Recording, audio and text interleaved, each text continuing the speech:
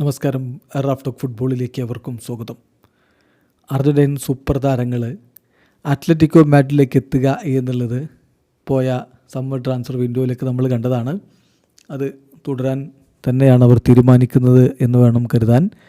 ഇതാ ക്യൂട്ടി റൊമേറോയെ സ്വന്തമാക്കാൻ വേണ്ടി അത്ലറ്റിക്കോ മാഡ്രിഡ് നീക്കങ്ങൾ നടത്തുന്നു എന്ന വാർത്ത അർജന്റീൻ മാധ്യമങ്ങൾ റിപ്പോർട്ട് ചെയ്യുന്നു.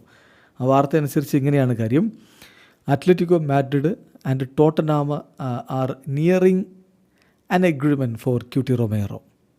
അദ്ദേഹത്തെ കൈമാറ്റം ചെയ്യുന്നതിന് നിലവിൽ അദ്ദേഹത്തിൻ്റെ ക്ലബ്ബായ ടോട്ടനാം ഹോട്ട്സ്പറും അത്ലറ്റിക്കോ മാഡ്രിഡും തമ്മിൽ ഒരു എഗ്രിമെൻറ്റിലെത്തുന്നതിൻ്റെ തൊട്ടരികിലാണ്. 55 മില്യൺ യൂറോ ഫീ ആദ്യം കൊടുക്കും, പിന്നെ 10 മില്യൺ യൂറോ ആഡ് ഓൺസ്. ആ രൂപത്തിലുള്ള ഒരു ട്രാൻസ്ഫർ ഫീ ആണ് ഇതിൽ ഇൻവോൾവ് ആയിരിക്കുന്നത് എന്നാണ് അർജന്റീൻ മാധ്യമങ്ങളുടെ റിപ്പോർട്ട്. റൊമേറോ ഓൾറെഡി സിമിയോണിയുമായിട്ട് സംസാരിച്ച് കഴിഞ്ഞിട്ടുണ്ട്. ഇനി ടാക്സ് റിലേറ്റഡ് ആയിട്ടുള്ള ചില ഡീറ്റെയിൽസ് കൂടി തീരുമാനിക്കേണ്ടതുണ്ട്.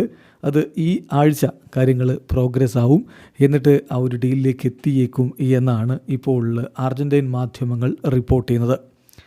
ഈ ഒരു ട്രാൻസ്ഫറിനെ കുറിച്ച് കഴിഞ്ഞ ആ ഒരു സീസണിൽ തന്നെ പലപ്പോഴും പല അർജന്റീന താരങ്ങളും സൂചനകൾ തന്നിട്ടുള്ളതായിരുന്നു.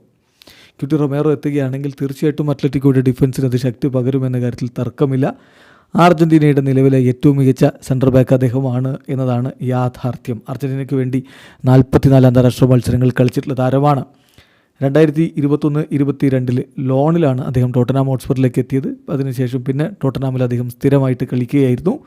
ഏതായാലും 27-കാരനായിട്ടുള്ള താരം അർജന്റീന ടീംമേറ്റ്സ് ആയിട്ടുള്ള ഹുലിയൻ ആൽവരസും റോദ്രിഗോ ഡി പോളും ഹുലിയാനോ സിമിയോണിയും ഒക്കെ കളിക്കുന്ന അത്ലറ്റിക്കോ മാഡ്രിഡിലേക്ക് ചേക്കേറാനുള്ള സാധ്യത വർദ്ധിക്കുന്നു. വീഡിയോ അവസാനിക്കുന്നു. ഫുട്ബോൾ ലോകത്തെ കൂടുതൽ വിശേഷങ്ങളുമായി റാഫ് ടോക്സ് വീണ്ടും എത്താം.